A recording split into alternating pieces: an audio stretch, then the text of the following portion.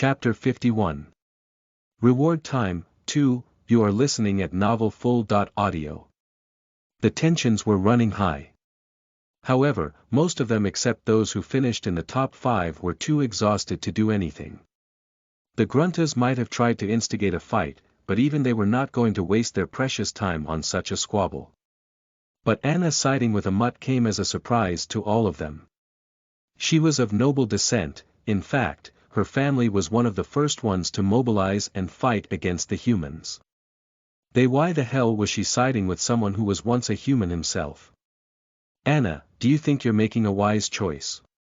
Nicole asked her, while her voice was as polite as it could possibly have been, her eyes were filled with disgust.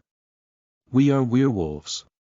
Not vampires who believe in blood supremacy. Anna shrugged her shoulders before replying, we are supposed to encourage the strong ones to reach beyond their limits.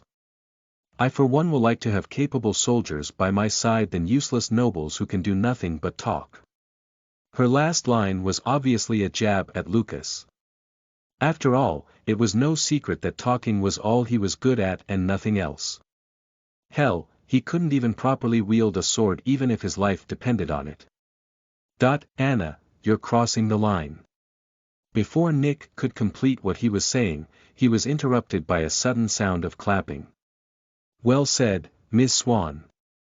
But then again I would have expected nothing less from the heiress of the Holy Kingdom of the South.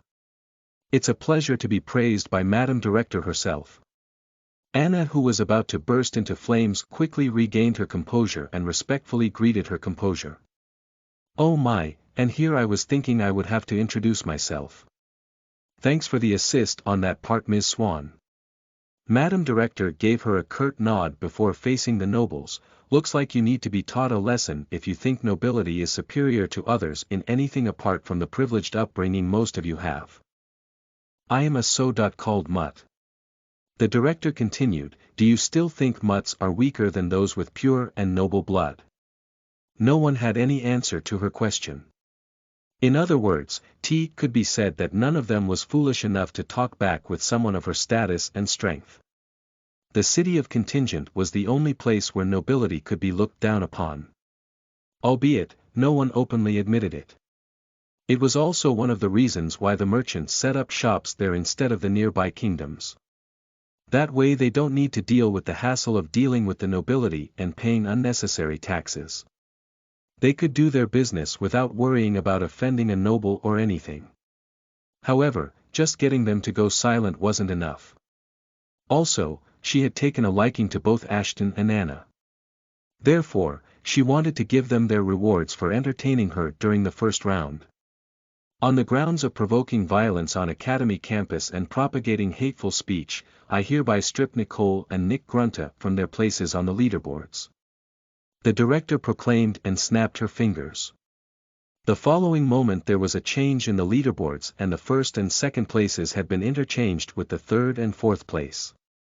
Effectively making the Gruntas go from occupying the first and second place to third and fourth place respectively. Just like that, Ashton and Anna got the first and the second place respectively. The rest of the board remained unchanged. However, it did not look like the Gruntas were going to stand for such blatant favoritism. This is not fair. Nicole yelled at the top of her lungs as the director essentially stripped their rewards away from them, you cannot do this.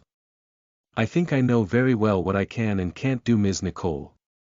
Also, your and your brother's qualification score is currently being investigated for foul play.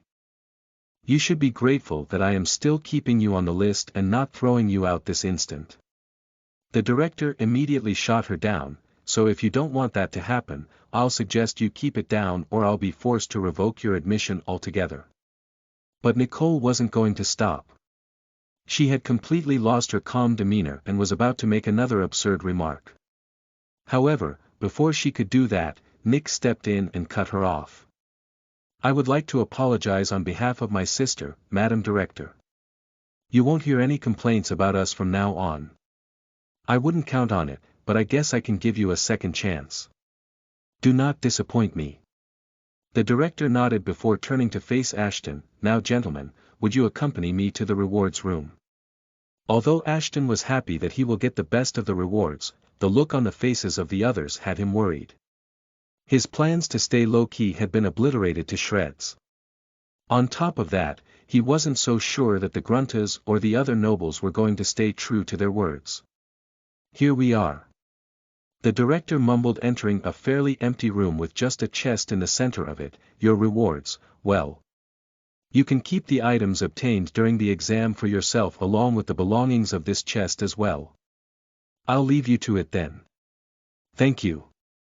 If you hadn't intervened, things might have gotten a bit out of hand. Ashton gave her a genuinely respectful nod. Don't mention it. Goodbye, Ashton Fenrir.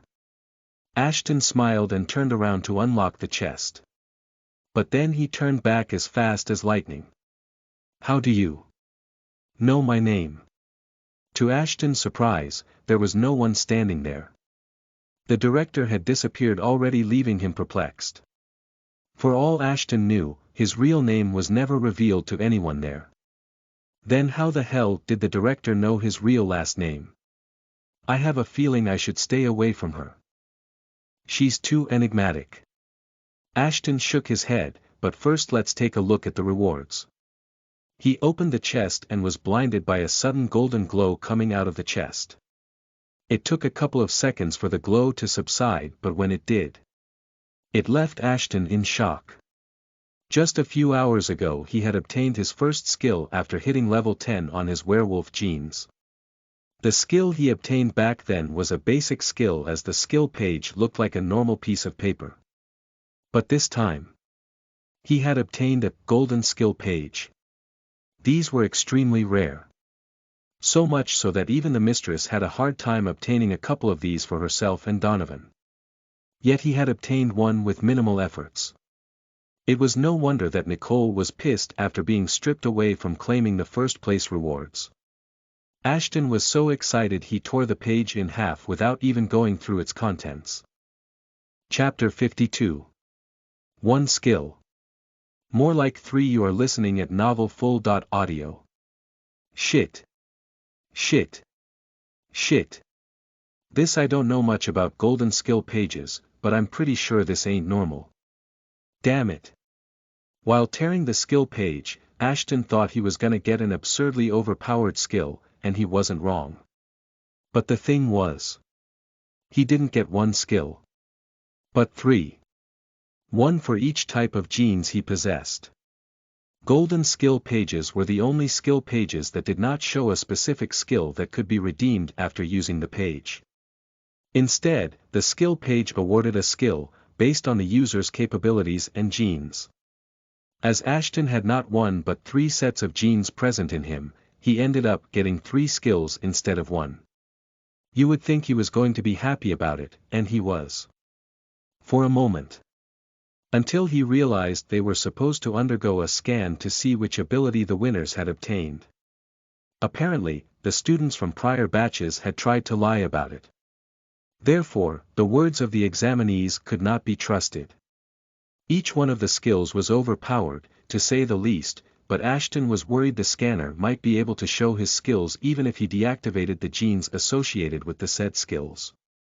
BNOL.M if that happened and the officials realized that he is a tribrid being. Attending the academy would be the last of his worries. I have deactivated the genes and that's all I can do for now. Ashton sighed heavily, worrying about it would only make me look more suspicious. Ashton Bismarck, please step into the scanner. Yes. Ashton nodded and stood inside the gigantic pod in front of him. A moment later the glass pod closed and got filled with a colorless gas. Ashton felt the air around him get heavy and it almost made him drowsy.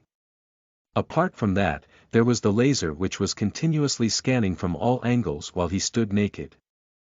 Thankfully, there was no one inside the room apart from the director and the operator of the machine. Both of them had their eyes glued to the screen in front of them as if they were trying not to make any awkward eye contact. Wait. There seems to be something wrong with the machine. The operator mumbled before pointing at something. The stats appear to be malfunctioning. Can there be a fault in the machine? The director replied, even though she said that she herself appeared to not believe that there could be any fault in the machine. For a second, Ashton's heart jumped to his throat. It felt as if his secret was going to come out much sooner than he had anticipated. Honestly, at the moment he was wondering whether or not he should try to make a break for it and get out of there. But he knew, doing so would be like putting the final nail into his coffin. In other words, Ashton did not have any choice but to stay there and hope for the best. I would be hoping for miracles if I didn't know how shitty my luck was. However, it appeared this time the luck was actually on his side as, after a second of fluctuating, his stats suddenly normalized. There was nothing more Ashton needed to worry about. Level 10 already, huh? It's quite impressive, Mr. Bismarck. The operator smiled and looked up. At some place she shouldn't have and immediately averted her gaze. Let's assume this thing never happened. Huh, Michaela, we're all adults here and I'm pretty sure Ashton would mind a lady looking at him. Will you, Mr. Bismarck? The director smiled as Ashton's face turned darker than crimson. That's... Don't worry, kiddo. She's just messing with you. No need to stay naked anymore. You are free to get dressed. Ashton took the operator's word for it and jumped out of the pod before getting dressed as quick as lightning. He then headed towards the director to get his student card and uniform. It was a black and silver outfit similar to the ones that he had seen numerous other volunteer students he had seen before the exam started. This card will serve as both your identity and as a cash card. The director explained it to him. However, the weekly allowance you will get will depend on the rank you receive in the second round of the exams. But as you have claimed the first place, some money had been already deposited into the card for you. As the director said that, the card blinked once and a number popped up in front of Ashton. 10,000 blue units. Ashton was wide-eyed. Obviously, the mistress had taught him about the global currency they used, and 10,000 blue units were something Ashton never thought he would have. Just to get a gist of it, white units were the smallest denominator of currency they had. Daily basic necessities could be bought with about 100 white units per week. But these were only the basic necessities like food, water and a place to live. Nothing extravagant. 100 white units were equal to 1 red unit, which was considered to be the currency of the lower middle class. An average working household would be able to bring about 20 red units per week into their homes. It wasn't too much, but it was enough for them to lead a quiet life. After red units, came blue units. 1 blue unit was equal to 100 red units and was probably the highest denominator of currency that higher-class workers could afford. Then came the silver unit, one of which was equal to 1,000 blue units, then gold, which was equivalent to 100 silver, and then, at last, the black unit. A currency that even the ruler of Lycania did not possess. That was the reason why having 10,000 units in hand left Ashton flabbergasted. This was the final surprise the director had prepared for him, and to say that it was a welcome surprise would have been an understatement. Before you leave, I have a piece of advice for you. You have received quite a unique skill, Ashton. Make sure to only use it under special circumstances. The director said with a serious tone, using it recklessly might cause you more harm than good. Is that understood? Ashton nodded and left the room. But he was a bit perplexed. What was so good about his aggravate skill?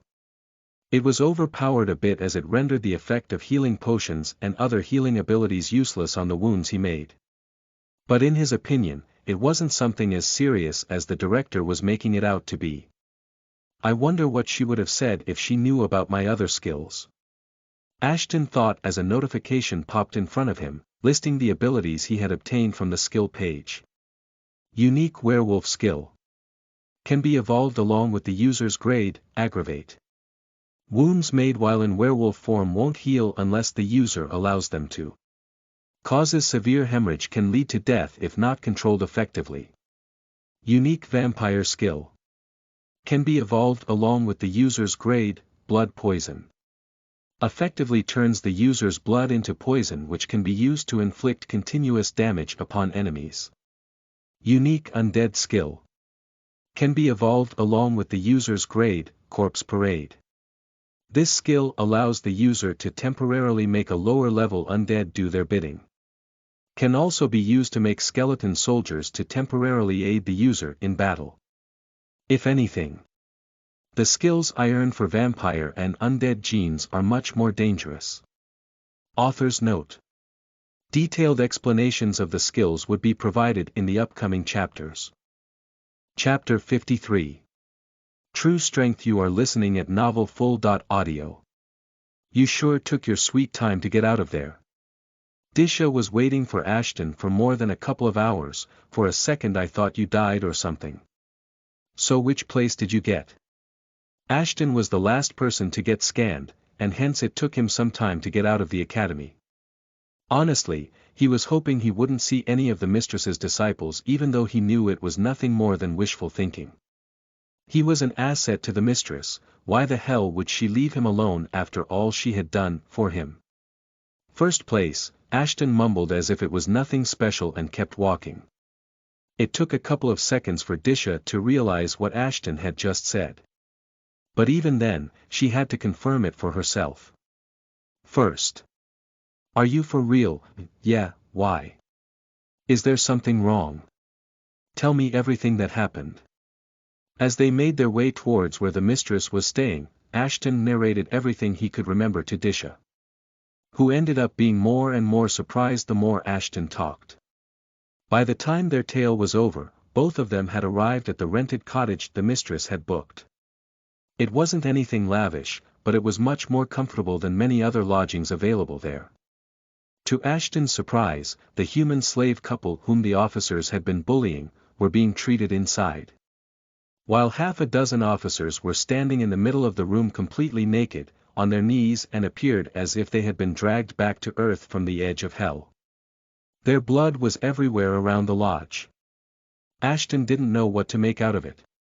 On one hand, he was happy that the humans were safe.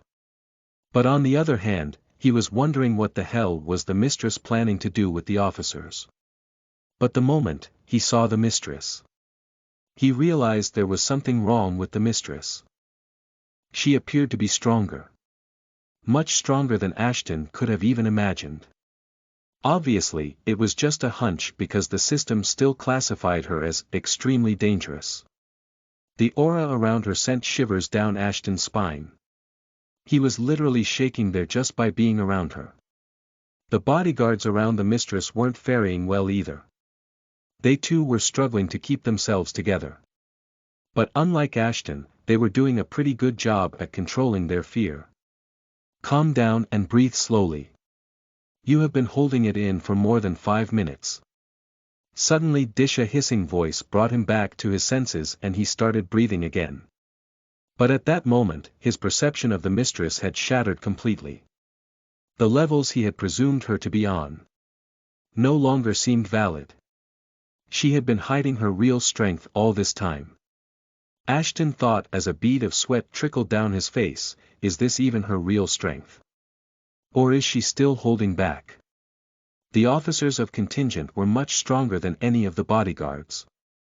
Even if all of them combined their strength, they would have only been able to take care of 1 or maybe 2 of them at most. But there they were, 6 guards in a state so miserable that even Ashton got the creeps.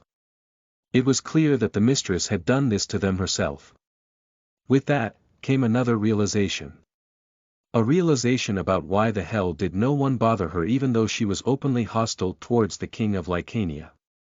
It was because they knew confronting her head-on would be a foolish move. To eliminate her, they would have to take heavy losses as well, which would then make it a perfect opportunity for the neighboring kingdoms to try and invade them. The king and the mistress were at a stalemate. That's why she needed a weapon to overcome the deadlock and ensure her victory. A moment later, Mistress realized that Ashton was there and almost immediately the hostile aura around her dissipated. The look of rage was still evident on her face, but for some reason, Ashton felt a bit more comfortable now without the constant pressure of the mistress's strength looming over his head like a guillotine. I wanted to kill her. I can't even harm a single strand of her hair as I am now.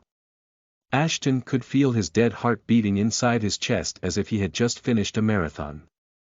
Ah, you're here. The mistress calmly walked over to them while her bodyguards dragged the officers and the slaves away. It took a bit longer than I expected it would. So, how did he do? Pretty good. I think the director has taken an interest in him. That was the reason he was the last to walk out of the campus. Disha replied with a worrisome smile on her face, don't know whether it's a good thing or not. But she apparently handed the first position over to him.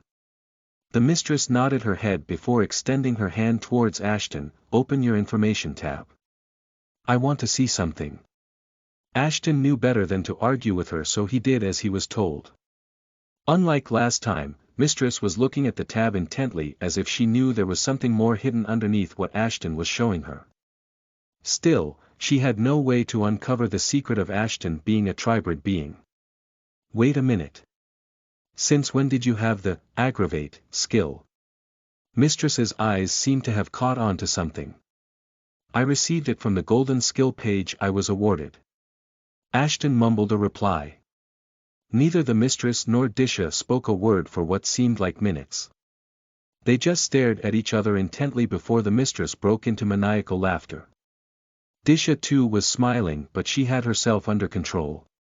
It would appear you are really one lucky rascal, Ashton. The mistress managed to say between her fits of laughter and patted him on the head, you ended up obtaining one of the 5 rarest skills a werewolf can have. That too at such a young age.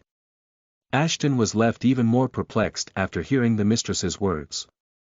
What was such a big deal about this skill after all?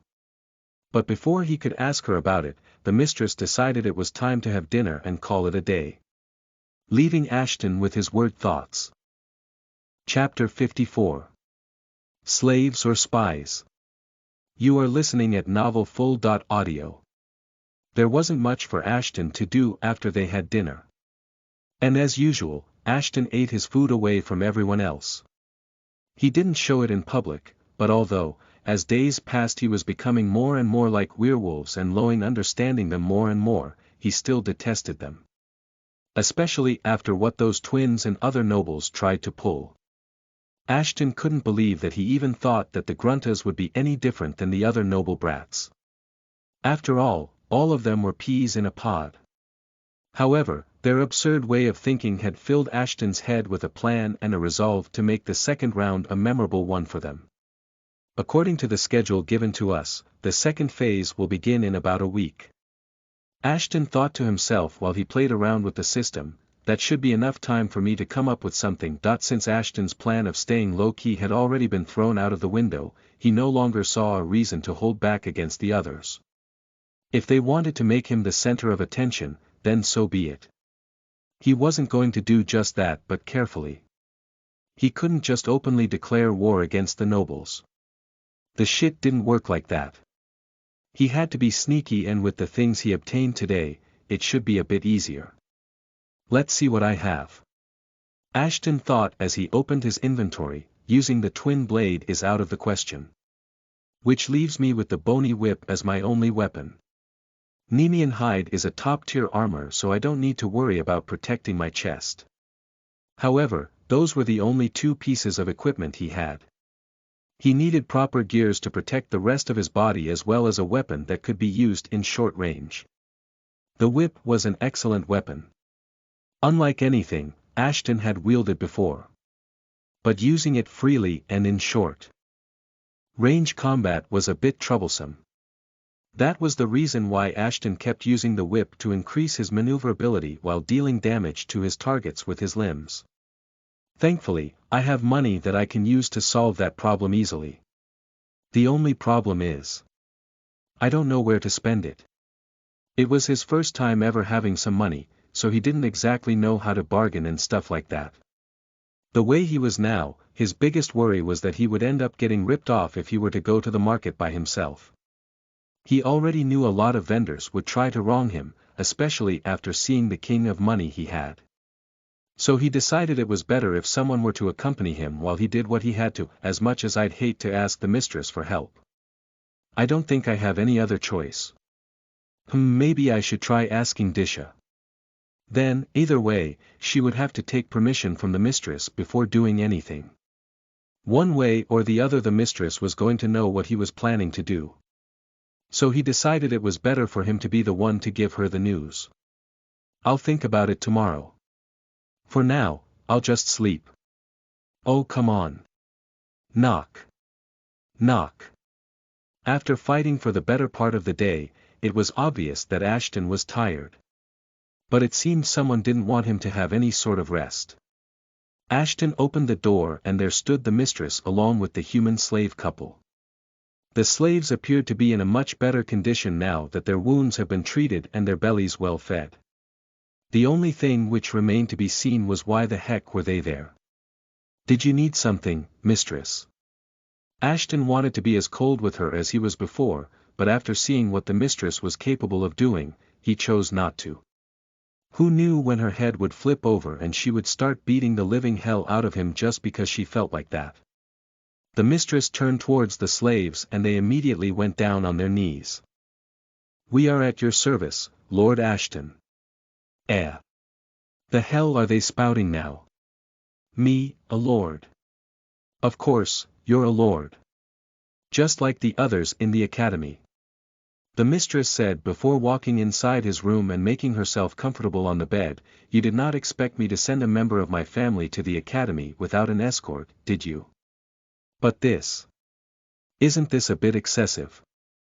I mean, why would I even need servants there in the first? You seem to be mistaken. I wasn't asking whether or not you want to take them with you. I was merely stating that you will be accompanied by them. Is that understood? The mistress said with a certain finality in her voice. Ashton bit his tongue. He knew exactly why the mistress was doing that. She needed someone to keep an eye on him, and even if these slaves were supposed to be his escorts, they were more like informants keeping an eye on him in her stead. Also, since the slaves were saved by the mistress, it was a given that they would have an undying loyalty towards her. As a result, if they end up accompanying him, he would certainly have more than enough trouble to level up his other genes without raising suspicion. In other words, he was fed for good. It was a rule for the escorts to accompany their lords and ladies everywhere. Even in the academy. The classes and the dorms were included in this. Now that you have been acquainted, we shall take our leave, mistress mumbled as the humans got back to their feet and left after her. Leaving Ashton alone in his room. I have to think of a way to get them off my back. At least during the night. Nighttime was essentially the only time when he could hunt and level up as a vampire and an undead. This being able to roam freely was an absolute necessity for him. Ashton racked his brains for some time, thinking of ways to get rid of them. Then an idea hit him. He quickly opened the rules and regulations of the academy and there it was. Written in golden letters. A way for him to get rid of the slaves from tracing his every step. Looks like I will have to hold back during the second round of the exam. Guess I don't have any other choice. Chapter 55. Market Feud 1. You are listening at novelfull.audio. The next day, Ashton acted as if nothing was wrong and headed out along with Disha. Obviously, they had to take permission from the mistress before doing so. The mistress also wanted the slaves to accompany them. But Ashton refused by saying since they were going to accompany him throughout the duration of his education and training in the academy, it was only fair that he was allowed to live the rest of the week without feeling like anyone was tracking him. The mistress thought about it for a couple of minutes and then allowed the two of them to go without the slaves. She initially wanted to make the slaves get acquainted with Ashton's habits as soon as they could. But then again, she thought maybe she was being too irrational and after all, Disha was accompanying him already. On top of that, she had not even rewarded or acknowledged Ashton after getting the first position in the exam. So this could be a way for her to do so. Finally out of there. Phew. Ashton stretched a bit while walking on the streets. What about you, Disha? Don't you feel a bit overworked? I mean, being around the mistress is quite draining, isn't it? Also, don't you miss being a human? I would rather be overworked than be treated like shit. Disha sighed, as far as the question of missing my humanity. I don't think there's anything stopping me from continuing to behave like one. I mean, I still pretty much look the same and all. If anything, I can enjoy being a human more while staying as a werewolf, than being a human, if you know what I mean. She continued, like, imagine being a vampire or an undead. Being forced to transform into one of those would have really sucked. At least right now I can enjoy my heartbeat and the feeling of the sun kissing my skin. I can never even think about living as a vampire or an undead. Ashton nodded to her reply and kept walking. Well, there was nothing wrong with what Disha was saying. Even as mutts, their life was much better than living in the enclosures till the last of their days. Also, objectively, there was nothing wrong with being a werewolf. If it wasn't for what they had done to his parents. At that moment, Ashton realized he didn't have problems with the werewolves, just with the mistress for doing what she did. Still, he hated all of them, pure-blooded bastards. Soon he began remembering everything the werewolves had done for and against him, and well, the things they had done to vex him overweighed the things they had done to help him. While lost in his thoughts, he heard a sudden commotion erupt in front of one of the countless stores. They had already arrived at Merchant Avenue. The marketplace of contingent where one could find anything and everything as long as they had enough money for it. From exotic slaves to weapons and potions, everything anyone would need was readily available there. And right now, there was a crowd gathered in front of one of such shops. It also happened to be the shop Ashton wanted to visit first. Divine Armory. That was the name of the shop. However, contrary to the name, the shop looked everything but divine. It was clear that the place had not been maintained for some time, as the paints were coming off of the walls and mold growing on everything. Beove, however, Ashton knew not to judge a book by its cover. After all, this shop was arguably the best shop to buy weapons and other gear from. The crowd gathered in front of the shop was only proof of what kind of great goods did the shop had to offer. Let's check it out, Disha said, and the two of them headed into the shop. This is crap. That was Ashton's first thought as soon as he looked at some of the great weapons the merchant had to offer. None of the weapons there were even of uncommon quality, let alone rare quality like Ashton was looking for. As if selling shitty things was not enough for the merchant, they were being sold at absurd prices. Like, none of the weapons even had a permanent blessing on them, and yet they were priced at 1,000 blue units or more. Ashton had even started to wonder whether this place was a joke or an actual armory. Hell, even the rusty weapons he had trained with were much better than these shiny ones. It was still a wonder why all these idiots were buying these weapons that wouldn't even last more than a month. Well, I do know the answer for that. Ashton shook his head and put the sword he had been looking at back in its place. As the mistress had already told him, none of them possessed the innate detection skill as he did. For them, the only way to get to know about the true stat of the gear was to buy it and then pay another merchant to verify the usefulness of the said gear. In other words, it could be said that the merchants were one unit hellbent on making as much money from the others as they could. That was the reason most of these people took the merchant's word for the skills and stats associated with a certain gear. But this trick only worked on commoners and lower-ranked soldiers and officers. As the rest of them had more than enough money to get their weapons made from scratch and by reputed weaponsmiths. But since Ashton could know about the history of anything he set his eyes on, fooling him using these tricks was impossible. However, he knew better than to anger the merchants, so he decided it was wise to stay silent and leave the place. Found anything you want to buy? Disha asked him as Ashton shrugged his shoulders and walked out. Nah, there's nothing worth the price they are asking for, Ashton replied, and was about to take a step out of the shop when someone grabbed onto him. You boy! Are you trying to say my goods are overpriced? A thunderous voice boomed behind him as the merchant and the owner of the shop jumped right in front of Ashton. Or do you mean my goods are shit? Ha! Oh boy, here we go again. Ashton sighed as uninvited trouble crossed his path yet again. Chapter 56 Market Feud 2. You are listening at novelfull.audio. Merchant Association was like a tight-knit family of scammers. Most, if not all of them, had their dirty secrets. Thus no one dared to go against the others in fear that their business venture would be ruined if their secrets got out. That was also the reason why most of them helped each other out in times of need. Right now, there was one such time of need. A silly good-for-nothing brat had dared to defame a merchant's products. How could they let it pass without getting proper compensation first? Obviously, all these reasons were bullshit, but it didn't matter to the merchants as long as they earned some extra money. Thus, Ashton became the target for the owner of the shop to extort some money. You boy, you dare say my stuff is trash? A heavy-looking mountain of a man grabbed the back of Ashton's collar and pulled him back inside the shop.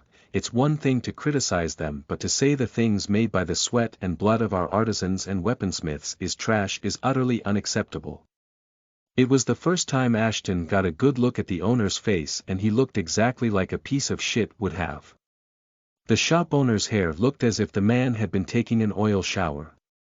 Even his skin was awfully slimy and overall let out a disgusting scent. If someone were to say that the man looked more like a ball with sticks inserted into it to make up limbs, they wouldn't have been wrong. Other than that, there were no notable features of the man. Oi! I'm talking to you, you turd. What do you want? I just said what I thought was correct. Why should I pay 1,500 blue units for a bunch of stone arrows?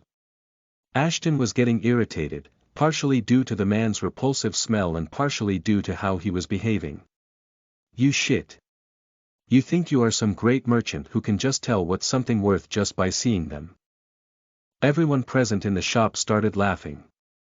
In their eyes, Ashton was someone who had no idea about how the weapon effects and stat enhancement worked. In other words, he was simply a kid who didn't know what he was talking about.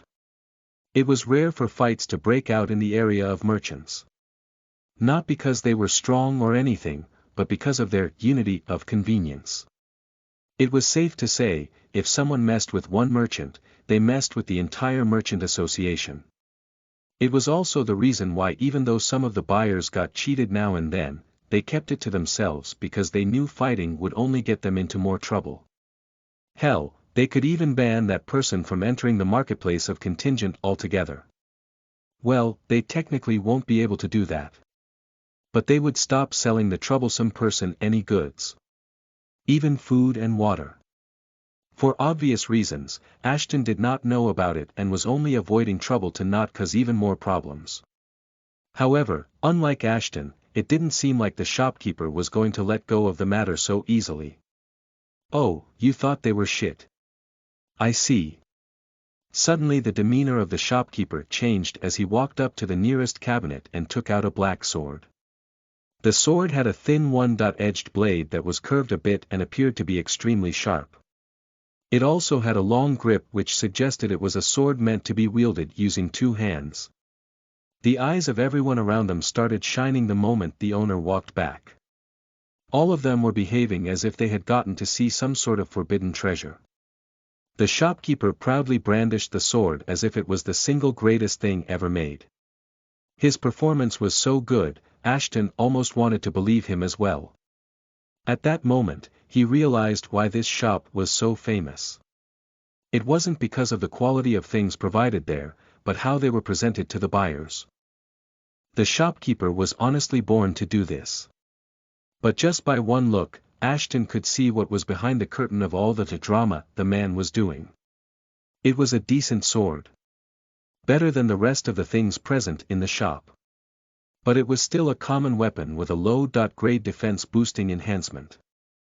That was all it took for others to start fawning over the weapon as if it was some godly relic that would save the world from night creatures. This is what the humans used to call a katana. The shopkeeper roared in a dramatic voice, and now I will demonstrate what it can do, at the expense of this child. Without anyone could even process what the shopkeeper had just said, he swung to katana to rip Ashton's overcoat apart. Everything happened in a flash. The shopkeeper's swing connected with something, but it wasn't Ashton's coat. But to the armor behind him. The steel-plated armor that was being advertised as having the rare, unbreakable charm on it, was slashed in half with a single strike. The merchant had thought he would teach a lesson to Ashton and then make him pay. But now, everything was ruined. Never in his darkest dreams would he have thought that Ashton would be able to dodge his attack. That's why he went all out and now he was scared. Everyone who was present in the shop had their eyes fixated upon the broken, unbreakable armor. It's not like what it seems. I assure you. The shopkeeper let go of the sword and began stuttering as he realized what kind of mess he was in. The armor did not break because it was a counterfeit or something. It broke because the sword was just too darn powerful. Yeah, that's what happened. However, it was a bit too late for the shopkeeper to make amend and try covering his mess. Everyone had seen what happened with their own eyes. There was no freaking way the shopkeeper was ever going to make a comeback after this mess. As much as Ashton wanted to know what happened afterwards, he knew if he stayed longer things would get messy. So he made a break for it along with Disha. As soon as they were out of the market, they started laughing uncontrollably. Knowing that the shopkeeper was scared. But what they didn't know, was that they should not have messed with the merchant. Those people were neither forgetful nor forgiving. Sooner or later, what Ashton did would get him in trouble. Chapter 57. Rose and Lucifer. You are listening at novelfull.audio. When the two of them arrived back at the cottage, Ashton and Disha were still laughing.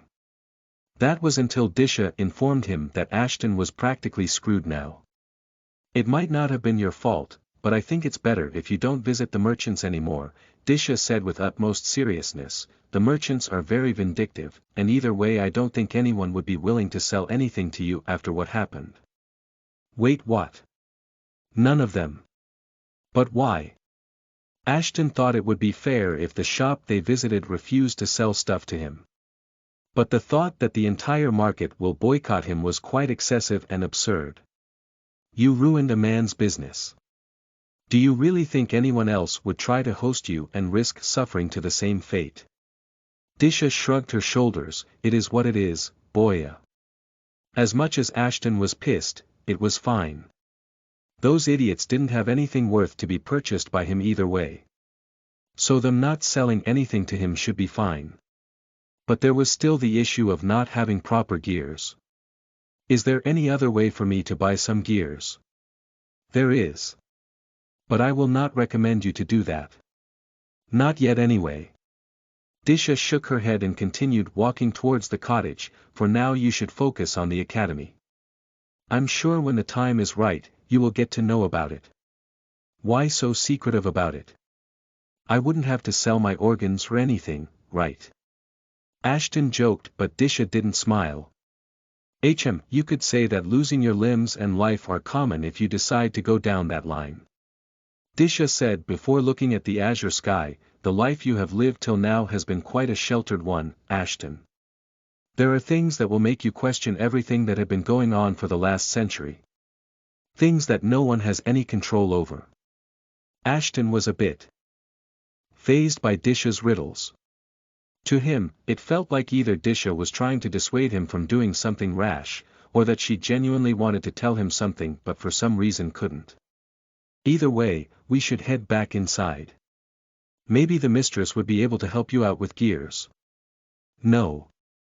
That was the answer the mistress gave to Ashton. Disha was hopeful the mistress would help him. After all, the stronger Ashton became the faster she could have achieved her dream and her revenge. But it appeared that the mistress did not share the same sentiments. Especially given her stoic expression. She was in a somewhat happy mood when they had left in the morning, so something must have happened while they were outside. Something quite troublesome.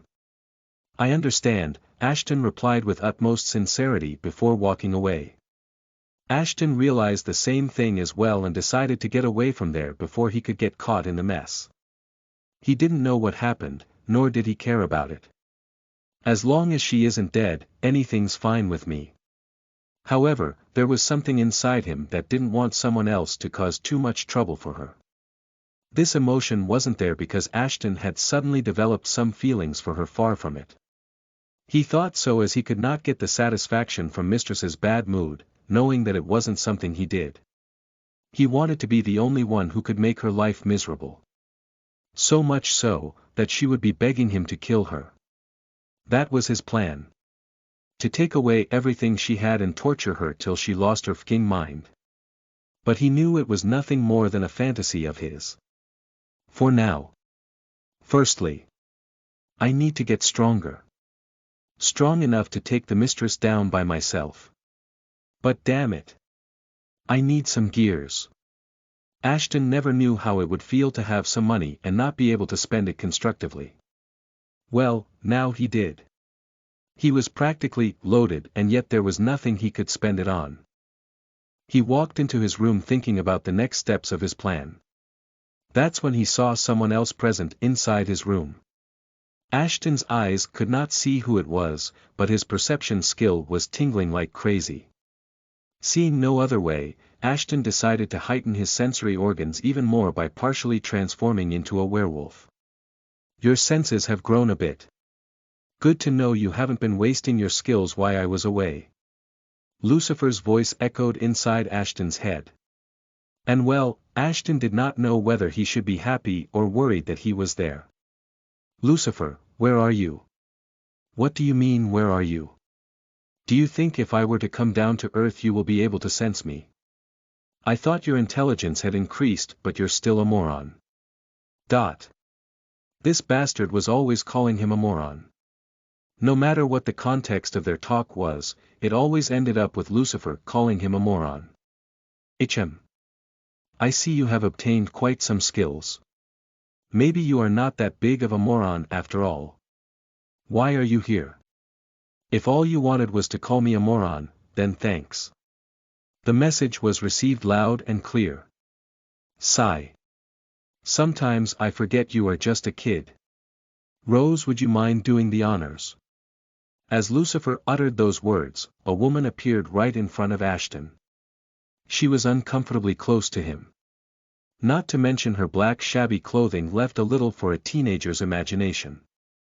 Come on Lucifer, cut the kid some slack. The lady's voice was just as seductive as her appearance. Rose, as she was called, was a vampire and was using her charm to cloud Ashton's mind. However, it only took Ashton a moment to snap out of the trance of her charms. This kid is good. Suddenly Rose's voice turned serious. To be able to break out of my charm at such a young age when people can't stop obsessing about intimacy. Impressive. I know how to pick M. The heck is going on here? Ashton asked Lucifer, and all he could hear was his chuckles. I heard you wanted some gears. So I thought I would call in some favors. So, are you ready to go? Go where? To the black market, of course. Rose replied and quickly dragged him away. Chapter 58. Black Market, 1, you are listening at novelfull.audio. Ashton freed his hands. He didn't even trust Lucifer completely. How the heck did he think he would trust someone else? A vampire on top of that. If anyone saw him walking around with a vampire, things might get troublesome. Ashton was someone who should not have known anyone besides the mistress and the people she was associated with. If he got caught with a vampire, how will he explain that he knew a vampire?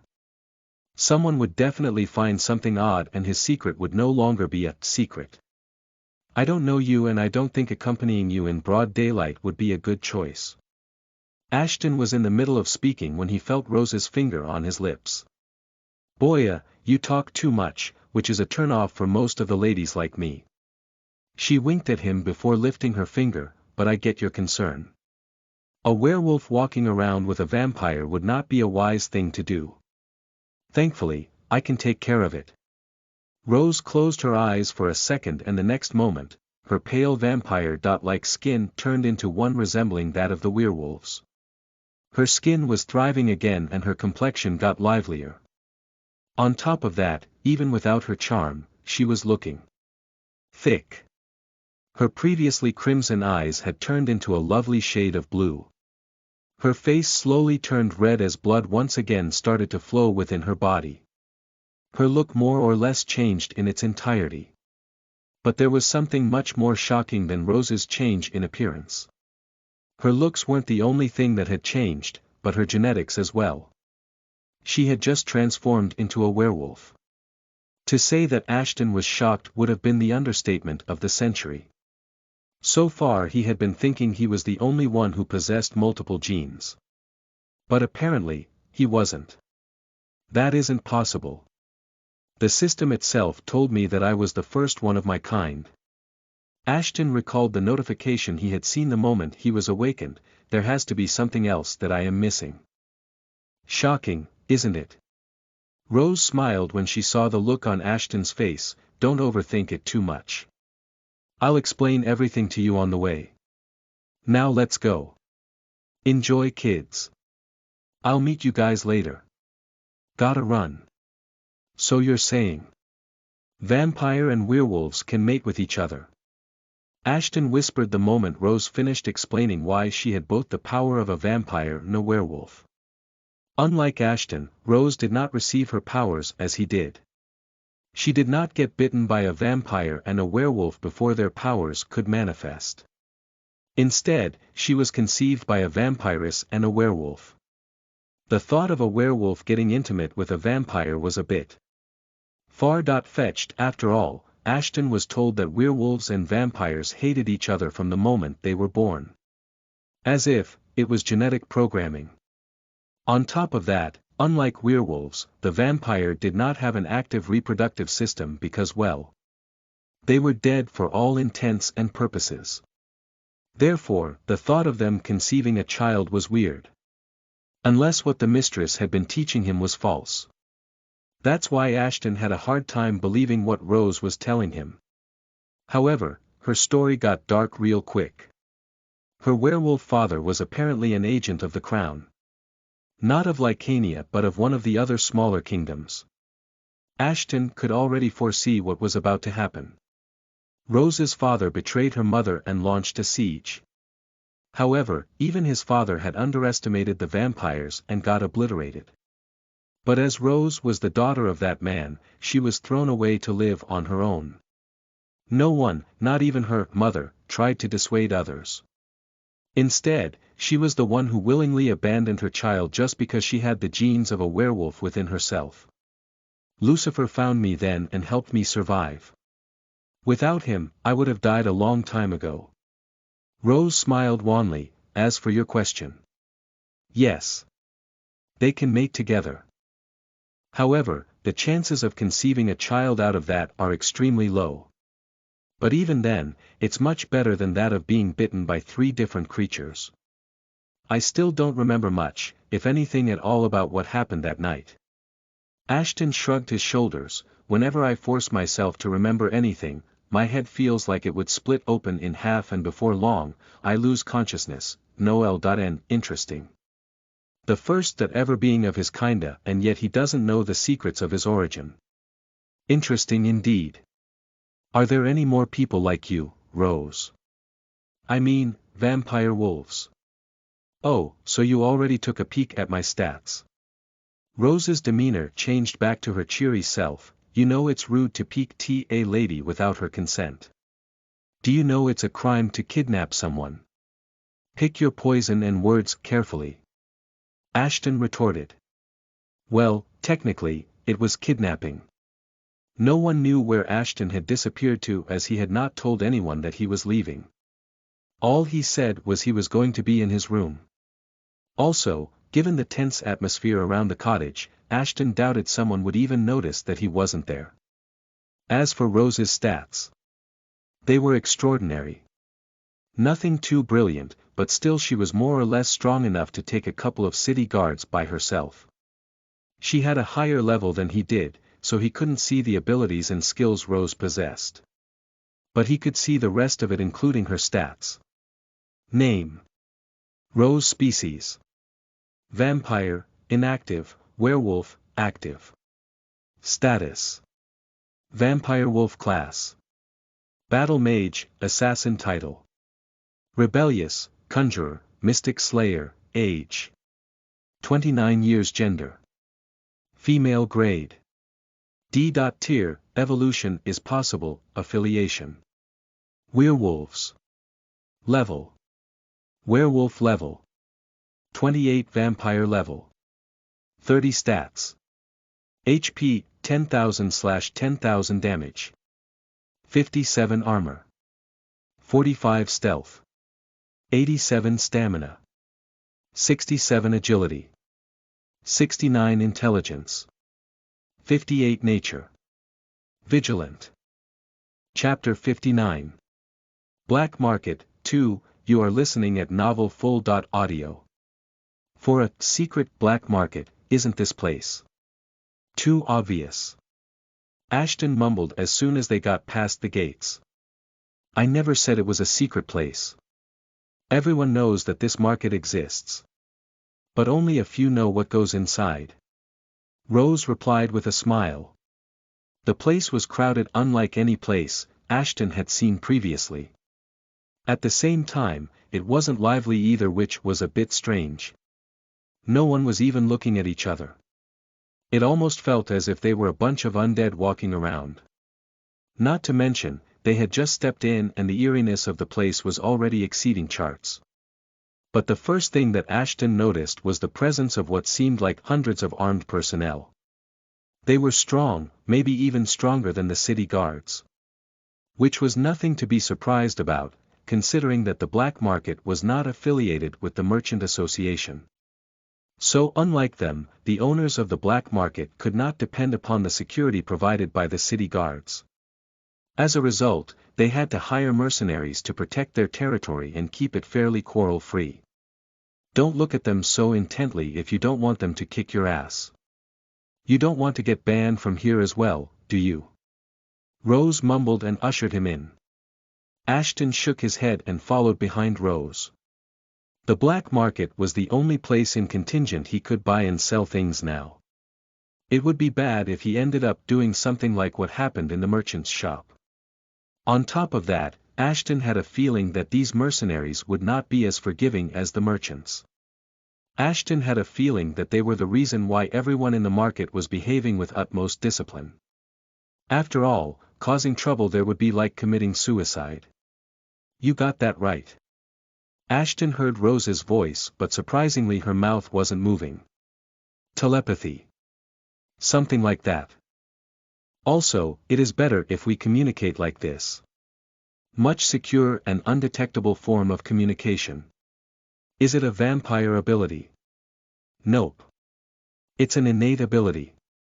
Rose corrected him, the ones having one type of gene do not have such ability, as these abilities only pop up when two different genes intermingle with each other. All hybrids have an ability exclusive of their own.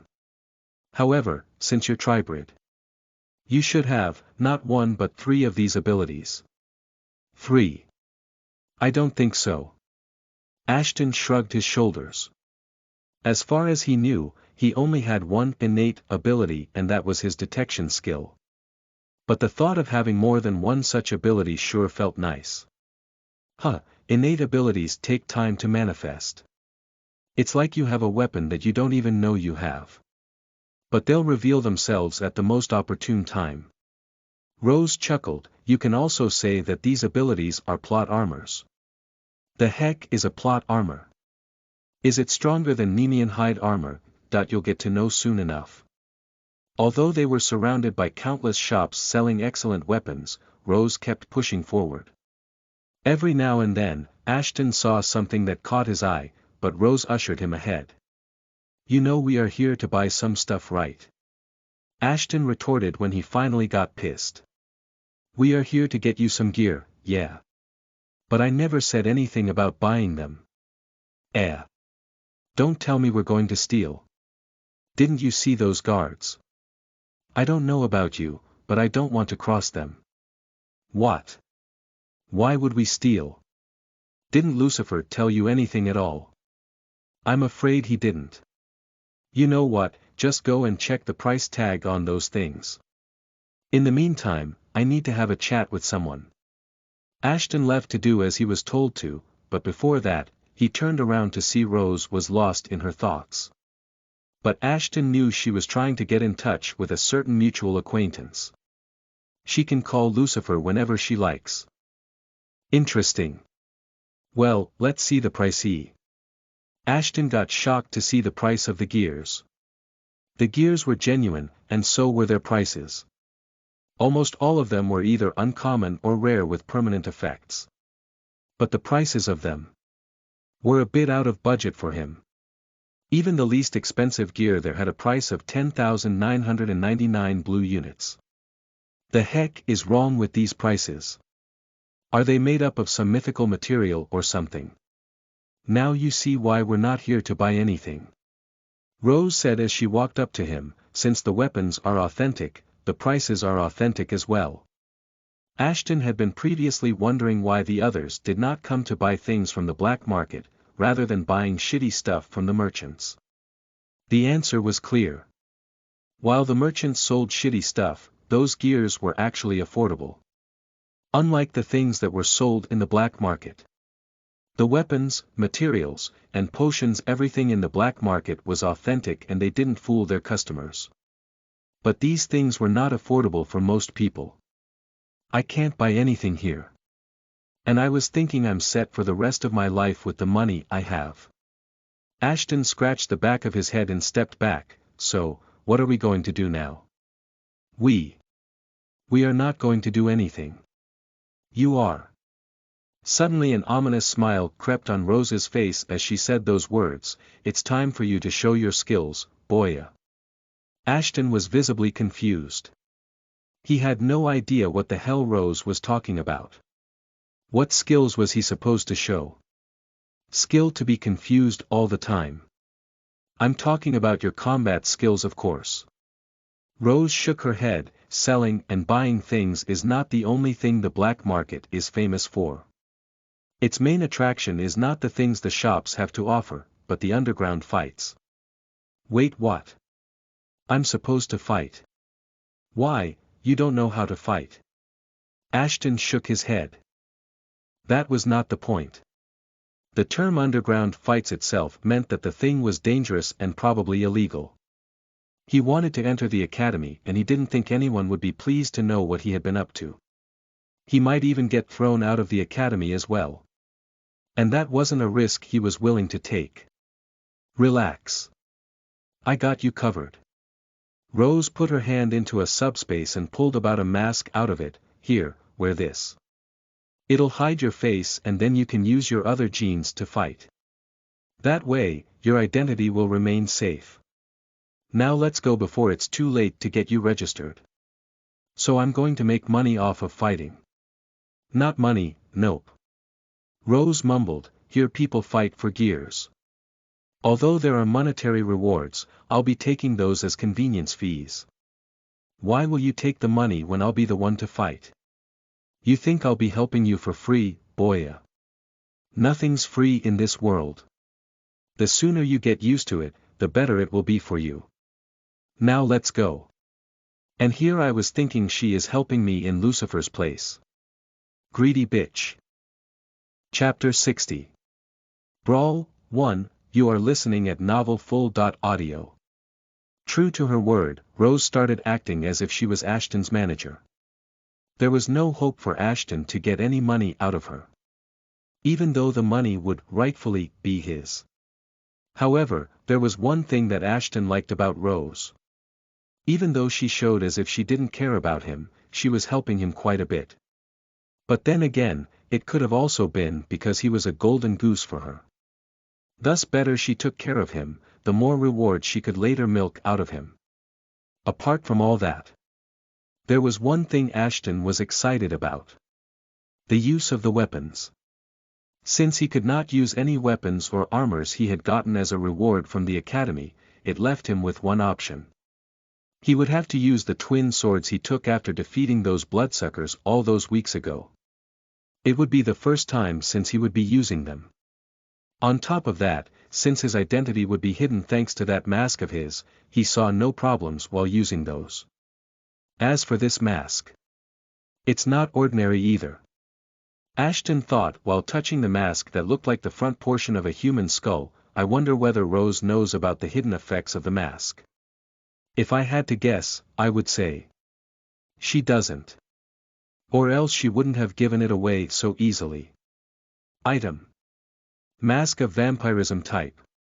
Armor/Assassin Gear/Enhancement Gear Defense. 37.45 HP per strike stealth. Plus 12 point stats bonus. Armor. Plus 10% while equipped for use, increases with user's level. Reduces 2x damage taken from night creatures. Reduces 1.2x damage taken from werewolves and undead. Increases all stats by 10% when equipped, enhance the levels of a vampire by 3 levels. Rarity. Rare description. A mask that's said to have belonged to Queen Dracula herself. It is unknown as to whose skull this mask has been carved out of, but the skull is definitely a human's. To think any human ever had powers like these was commendable. So much so that even the Queen herself praised the man for his valor and efforts he made to put an end to the vampires. Sadly, due to the shady and messy history of vampires, the identity of such a valiant man had been long lost.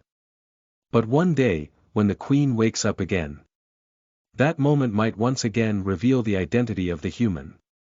Till then, the mask will serve its purpose and make its wielder invincible. The weapon had been enchanted and imbued with unique abilities and effects. Effects. Protects the wielder from negative effects of psychic attacks such as blindness, confusion, dizziness, and paralysis. Increases the user's mental defense by 1 grade, when equipped. Grants the user the active skill 1 with the shadow. Allows the user to switch places with a shadow.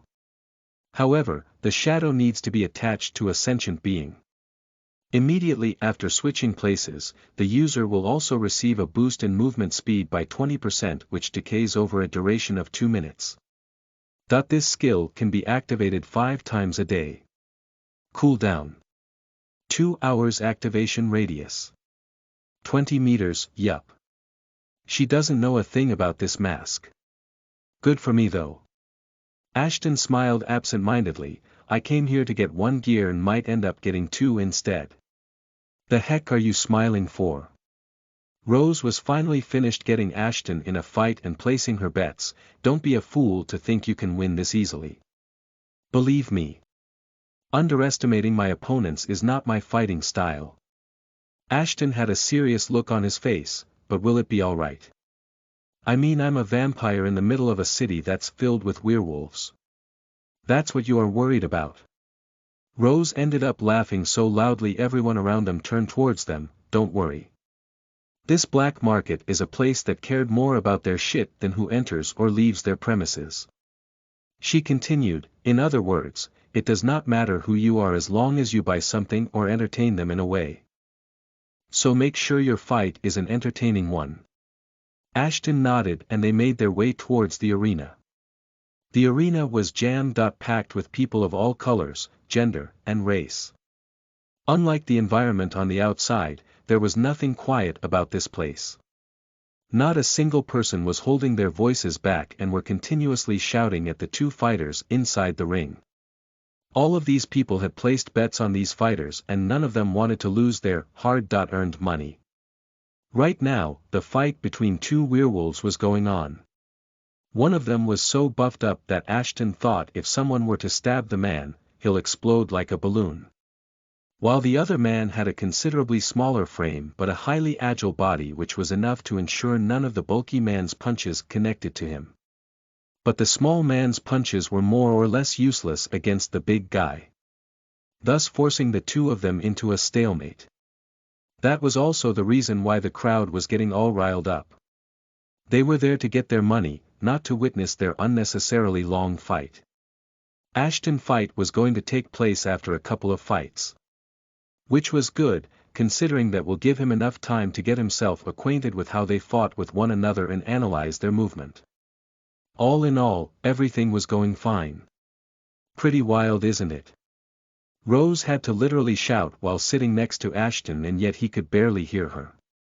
But when that didn't work, they once again started communicating using telepathy. Wild doesn't even come close to describing this place. How the hell did we not hear any of this while we were outside? These are no ordinary walls, boy. They have been made by the crystals found in night creatures and have noise cancellation properties. So one could make an explosion happen here, and the building would give out before any kind of sound would escape this place. I can't wonder why they would do something like this, Ashton said with a sarcastic look on his face. There were two reasons why they would do that. Both of which Ashton was well aware of. Firstly, the noise would make sure that anybody who doesn't already know about the underground fight circuit, will never come to know about it on their own. Unless someone invited them over, as Rose invited him. The second and final reason was to make sure that the business going above them was not inconvenienced in any form. It appeared that the mysterious owners of the place knew how to keep business and pleasure separate. While Ashton was thinking all that, the excruciatingly long fight finally came to an end with the short guy taking the win. It would seem that no matter how bulky someone becomes, their balls are always susceptible to unintentional, low blows. Once the big guy was on his knees, it was only a matter of time before the shorter guy ended the match. Are such moves allowed? Anything is allowed once you're inside the ring. As long as you do not kill somebody. Rose replied with a wink, even sexual advances are not forbidden, so might need to be aware of it. I'm fighting a woman. Not just any woman, but an alpha amongst the brawlers. She had never been defeated in a match before. All thanks to her charm. But since you could resist me, who knows, you might become the first one to defeat her, and if you're able to do that, you can take any rare grade weapon from the shops. So be sure to give it your best. So that's why you tested me back then. You wanted to see whether I was up for the challenge or not. Ashton had a moment of realization before shaking his head. All that aside, do you know anything else about the woman? Nope.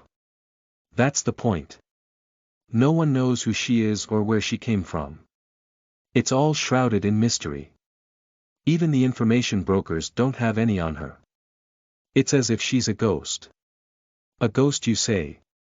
Interesting.